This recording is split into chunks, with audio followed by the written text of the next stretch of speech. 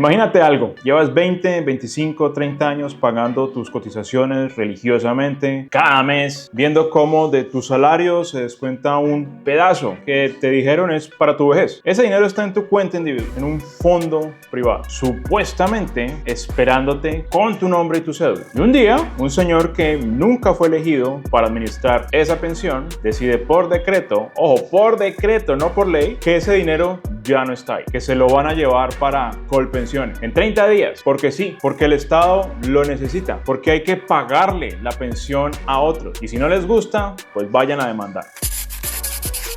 Bienvenido a Academia Libertaria, desde donde a partir del libertarismo y la Escuela Austriaca de Economía en particular, analizamos el Estado y el proceso de mercado. Y hoy hablamos del decreto 415, el robo descarado de 25 billones de pesos al ahorro y de por qué este es uno de los ataques más serios que hemos visto en años contra el futuro económico del país. Y del país me refiero a Colombia. Vamos a los hechos. El 20 de abril del 2026, el Ministerio de Trabajo expidió el decreto 415.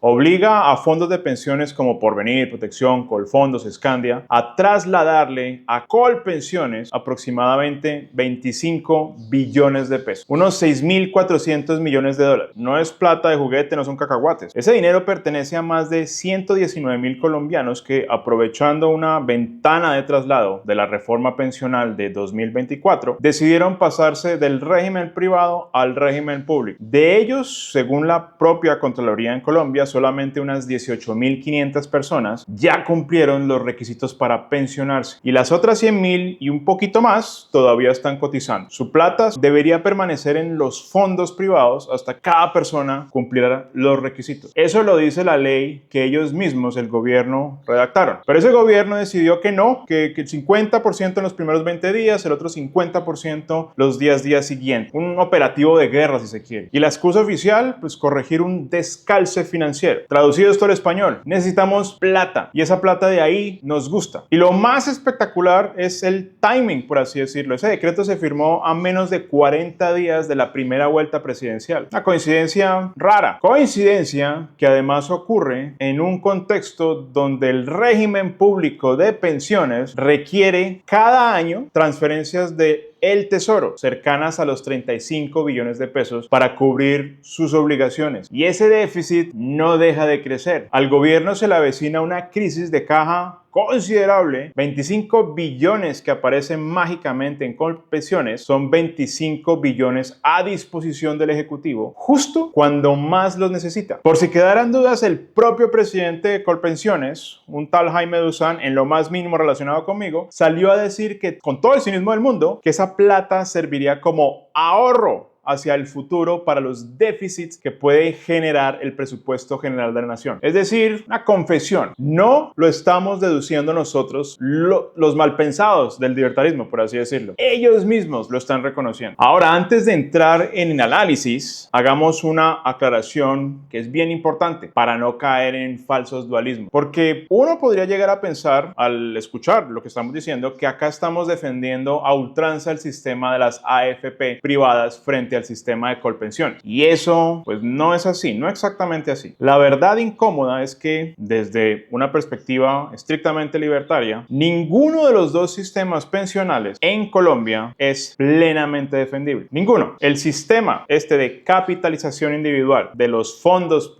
privados de pensiones también se sostiene sobre una transferencia involuntaria de recursos. Al trabajador no le preguntan si quiere ahorrar para su pensión, ni cuánto quiere llegar a ahorrar, ni en qué momento empezar a ahorrar. Se le impone por medio de una ley una cotización obligatoria. El individuo entonces no elige libremente su proporción de ahorro frente a su consumo, que es una de las decisiones económicas más personales y fundamentales que puede llegar a existir. Ahora, dicho eso, entre las AFP hay competencia entre ellas, hay cierta forma de cálculo económico en el sentido misesiano, porque tienen que decidir en qué invertir, compararse con otras, mostrar rentabilidad, y hay algo relativamente importante. El título de propiedad sobre el ahorro acumulado permanece relativamente en cabeza del ahorrador. Tu cuenta tiene, por así decirlo, nombre, tu saldo es enteramente tuyo, se registra a tu favor y ese saldo crece con el tiempo. El sistema de AFP administra hoy hoy en Colombia más de 540 billones de pesos, de los cuales cerca del 70% son rendimientos acumulados. Eso claramente no es poca cosa. Eso es una capitalización real operando. Colpensiones, en cambio, funciona bajo una lógica completamente diferente. Y aquí es donde tenemos que traer a nuestro querido profesor Jesús Huerta de Soto, que ha sido de los críticos más contundentes de los sistemas públicos de reparto. Huerta de Soto ha explicado que los sistemas pensionales de reparto, es decir, los sistemas donde las cotizaciones de hoy financian directamente las mesadas de hoy sin que exista ningún tipo de ahorro de fondo realmente invertido, son, en términos estrictos, una gigantesca estafa piramidal, un esquema Ponzi legalizado. ¿Por qué? Porque la mecánica es idéntica a la de Charles Ponzi o a la de Bernie Madoff, por ejemplo. Es un esquema Ponzi. Los rendimientos que se pagan a los primeros inversionistas no vienen de ninguna inversión productiva. Por el contrario, vienen del dinero que aportan los nuevos inversionistas. Mientras siga entrando dinero nuevo, el sistema, el esquema se sostiene, por así decirlo. En cuanto deja de entrar suficiente dinero nuevo, ese esquema colapsa y los últimos en llegar, sencillamente, pues lo pierden todo. Pues bien, un sistema de reparto como el de Colpensiones funciona exactamente así. Las cotizaciones de los trabajadores activos de hoy se usan directamente para pagar las mesadas de los pensionados de hoy. No hay ahorro acumulado, no hay inversión alguna. Hay, eso sí, solamente una promesa. Cuando te pensiones, mañana seguramente habrá suficientes jóvenes trabajadores cotizando para pagarte la pensión. Mientras la pirámide demográfica se mantenga ancha en la base, muchos cotizantes jóvenes por cada pensionado, la cosa supuestamente funciona. Pero el problema es inevitable. Cuando la pirámide se invierte, cuando la población envejece y cada vez menos hay cotizantes por cada pensionado, pues el sistema colapsa. Y Colombia, por cierto, ya está en ese proceso demográfico. La diferencia entre Colpensiones y un sistema Ponzi de esos típicos no es en el fondo estructural, es simplemente que detrás de Colpensiones pues está el Estado, que puede obligar por la fuerza a que se sigan entrando nuevos inversionistas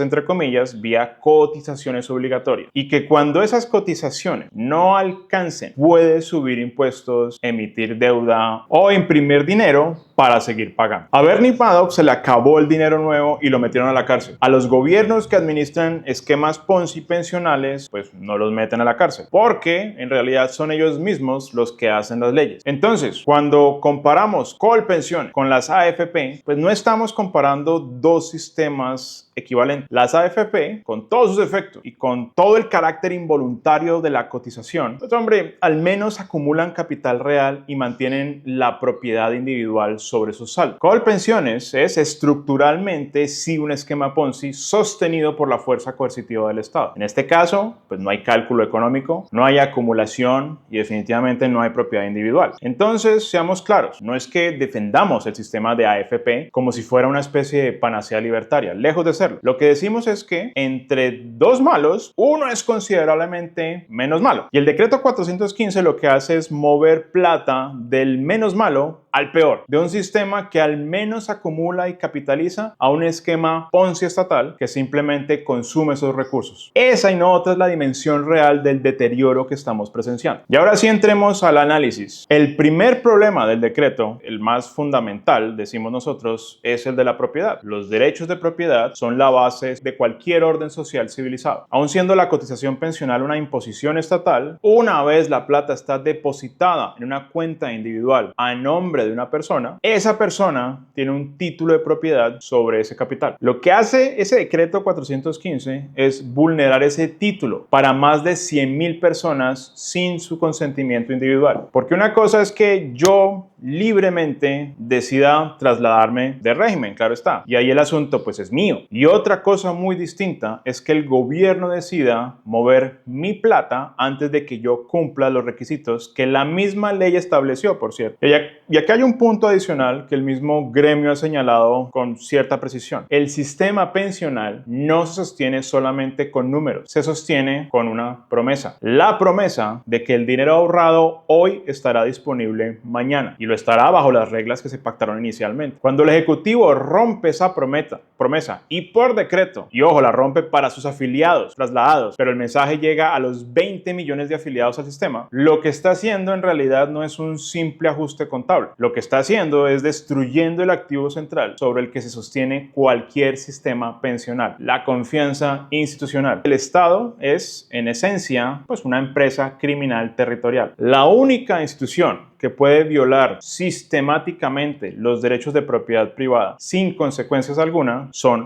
es el Estado. Y este decreto es exactamente eso. La diferencia entre esto y un atraco callejero ordinario es básicamente pues el timbre del diario oficial. Ahora, hay una dimensión técnica de ese decreto que muchos no están entendiendo bien y que los que participamos de la escuela austriaca debemos explicar con claridad porque conecta directamente con esa noción del cálculo económico que tanto hemos mencionado acá. Cuando uno oye traslado de 25 billones, uno se imagina una transferencia bancaria, el clic, por así decirlo, en un computador. Plata que estaba en una cuenta y sencillamente aparece en otra. Eso no es lo que está ocurriendo, porque los 25 billones no están en una cuenta esperados a ser transferidos, están invertidos, están trabajando. Son títulos de deuda pública, inversiones en infraestructura, en acciones, activos internacionales, etcétera. Son parte de portafolios complejos construidos a lo largo de años para generar rendimientos de largo plazo, que es, pues, después de todo, para lo que sirve un sistema de capitalización. El sistema pensional basado en ahorro funciona justamente porque el dinero se mueve, se invierte, se multiplica a lo largo del tiempo. El decreto interrumpe ese ciclo violentamente. Si las AFP tuvieran que salir a liquidar 25 millones de pesos en el mercado, lo que va a suceder es que se van a caer los precios de manera significativa, dañando los instrumentos de deuda pública y el mercado de deuda de Colombia por completo. El gobierno previó parcialmente esto, permitiendo que parte del traslado se haga en título, es decir, endosar en lugar de vender, pero aproximadamente un 30% del portafolio sí tendría que liquidarse en el mercado. Y ahí el problema técnico se convierte en un problema sistemático o sistémico, porque estamos hablando de un tenedor que controla el 32% del mercado de TES, saliendo a vender en semanas. Y eso nos trae al punto de Mises. Las AFP, guste o no, tienen que decidir constantemente en qué invertir, comparar rendimientos, tienen que llegar a ponderar riesgos y reasignar recursos. Hay un proceso de mercado. Ese proceso de mercado donde el error se corrige y los recursos migran a usos más productivos. Ese proceso es el que convierte el ahorro forzado en capital productivo. Colpensiones, pues claramente no tiene nada de eso. No compite, no enfrenta pérdidas reales, no tiene que descubrir oportunidades productivas. No es su obligación ni siquiera legal. Su tarea no es la de invertir. Su única tarea es gastar. Lo único que hará con la plata que reciba es girarla a pagar mesada o a servir de colchón para déficit, como confesó este señor Dusan. Entonces, trasladar 25 billones de pesos de un sistema que al menos calcula y capitaliza a uno que ni siquiera se hace la pregunta de cómo asignar eficientemente el capital es, y no exageramos, literalmente destruir ese capital. Convertir ahorro de largo plazo en liquidez de corto plazo. Comerse la semilla, si lo queremos. Y aquí hay un cálculo escalofriante. Asofondos estima que ese traslado va a dejar un hueco pensional futuro de 50 billones. Porque 25 billones hoy no son solamente 25 billones. Son 25 billones más todos los rendimientos que habrían generado si se hubieran quedado invertidos, como era la intención inicialmente. Es el interés compuesto operando en contra nuestra. Pero si lo anterior les parece grave, que lamentablemente lo es, el efecto más devastador no está en los 25 billones de hoy, está en lo que viene después. Y para explicarlo, tenemos que hablar inevitablemente de un concepto central, la preferencia temporal. La preferencia temporal es una medida en que una persona valora el presente por encima del futuro. Todos preferimos, en igualdad de condiciones, por supuesto, una manzana hoy a una dentro de un año. Y eso no es nuevo, pero la magnitud con la que descontamos el futuro varía, eso sí, según las circunstancias institucionales en las que vivimos. Una persona ahorra cuando tiene realmente certeza, una certeza razonable de que ese ahorro va a estar disponible mañana. Invierte cuando cree que podrá disfrutar los rendimientos. Construye cuando sabe que lo que construye le quedará a sus hijos. Eso, pues, es una civilización. Eso es acumulación de capital. Ahora, preguntémonos, ¿qué pasa cuando el Estado demuestra, como acaba de mostrar con este decreto, que puede disponer del ahorro acumulado de cualquiera con un documento firmado un lunes por la mañana? ¿Qué mensaje le está mandando a todos los individuos con capacidad de ahorro? Pues decimos uno muy claro: lo que ustedes ahorren nos lo podemos llevar cuando se nos dé la gana. La respuesta racional de cada individuo es de alguna forma predecible. ¿Para qué diablos voy a ahorrar si entre más ahorro, más le queda al Estado para expropiar? ¿Para qué diablos voy a postergar el consumo si entre más lo postergue, más fácil se lo lleva el gobierno? Pues entonces consumo ya, gasto ya, me doy los gustos hoy, porque lo que no me gaste yo hoy, se lo va a gastar el gobierno en nombre mío. Esa es, llamémoslo así, la lógica de la descivilización, este proceso de descivilización. No es un cambio moral abstracto, es un ajuste racional de las personas ante un entorno de reglas o instituciones que hace hostil al ahorro y premia el consumo inmediato. Y cuando millones de personas ajustan su comportamiento de esta forma, las consecuencias agregadas, pues, son devastadoras. Una sociedad, a la hora de la verdad, con una preferencia temporal baja, ahorra, invierte, construye, planta árboles bajo cuya sombra sabe que no se va a sentar. Una sociedad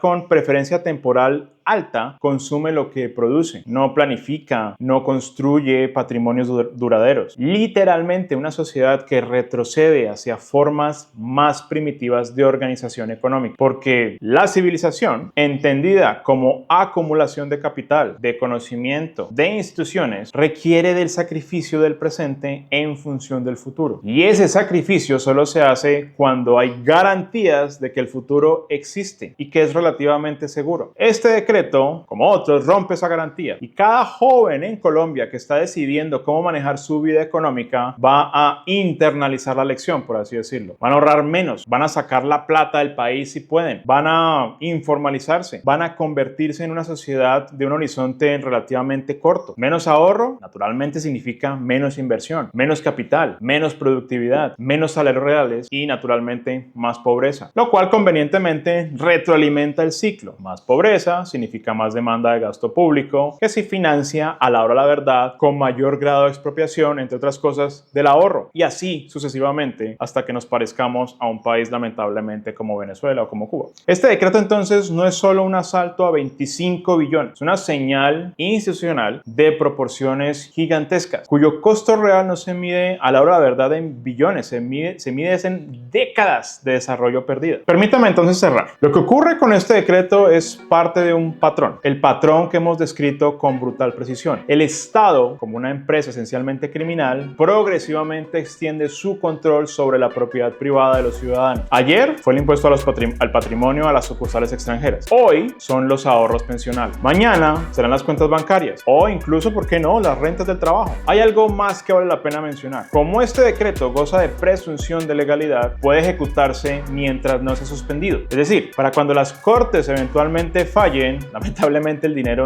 ya se habrá movido, Colpensiones ya lo habrá usado de colchón fiscal y devolverla va a resultar operativamente imposible. Por eso estas AFP ya anunciaron que van a presentar cualquier batería de acciones judiciales de urgencia, y una senadora, candidata presidencial como Paloma Valencia, ya radicó una demanda ante el Consejo de Estado pidiendo la suspensión provisional del decreto. Ya veremos cómo responde la justicia en Colombia, pero la verdad es que la experiencia sugiere que el tiempo aquí juega a favor del Ejecutivo en manos de Gustavo Petro. Ni las AFP ni Colpensiones son el ideal libertario, naturalmente, pero el decreto 415 nos mueve del sistema menos malo al peor. Destruye la confianza que queda en las instituciones que sostiene cualquier posibilidad de acumulación de capital en este país, y le sube la tasa de preferencia temporal a toda una generación de individuos que viven en Colombia. Para los afiliados afectados y para todos los que nos están viendo, la lección tiene que ser clara. Pues no dependan del Estado, ahorren por fuera, diversifiquen,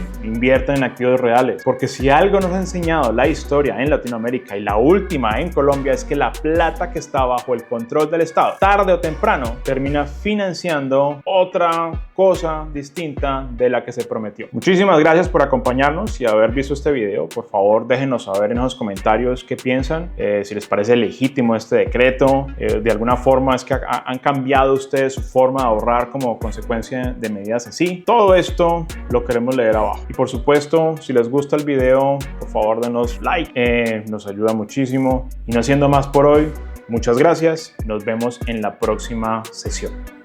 Chao.